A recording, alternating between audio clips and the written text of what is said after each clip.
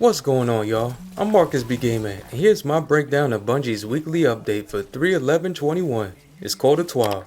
Big thank you for clicking, and for more, hit that sub and bell button. Let's go.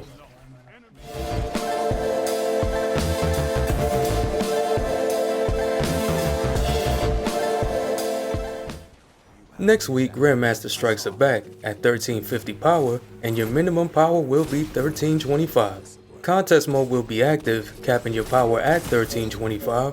Each week a new one will show up, and on April 20th, all of them will be available for the last 3 weeks of the season. Grandmasters are the only way you'll be able to get an adept version of the Swarm, Shadow Price, or Palindrome. These get more stat bonuses when masterwork, and you can use special adept mods on these that you get from trials or grandmasters.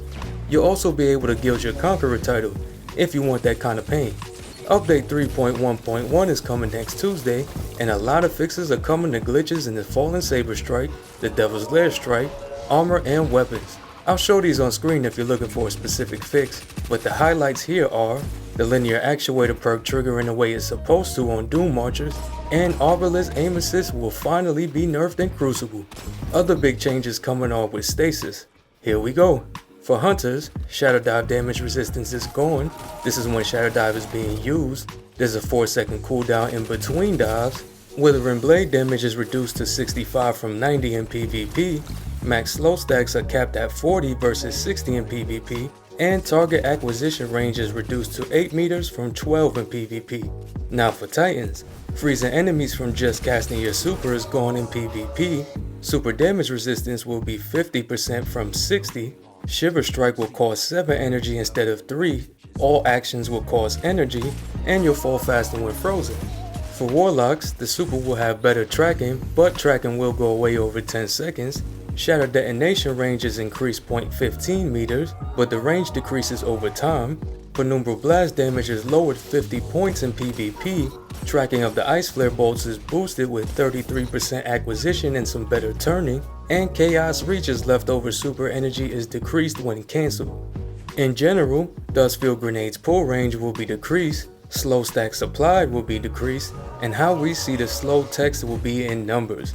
Stasis Crystal Shadow damage is dropped by 30, Whisper of Change damage resistance is decreased by 20% only when in your super, Whisper of Torment won't proc when standing in an opponent's barricade, and Fragment quest objectives will be easier.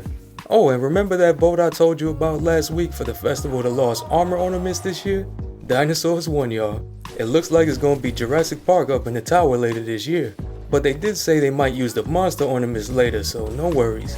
Next week on Tuesday, we'll get kicked out of Destiny at 9:45 AM PDT for maintenance, and when the update completes 15 minutes later, we could come back in.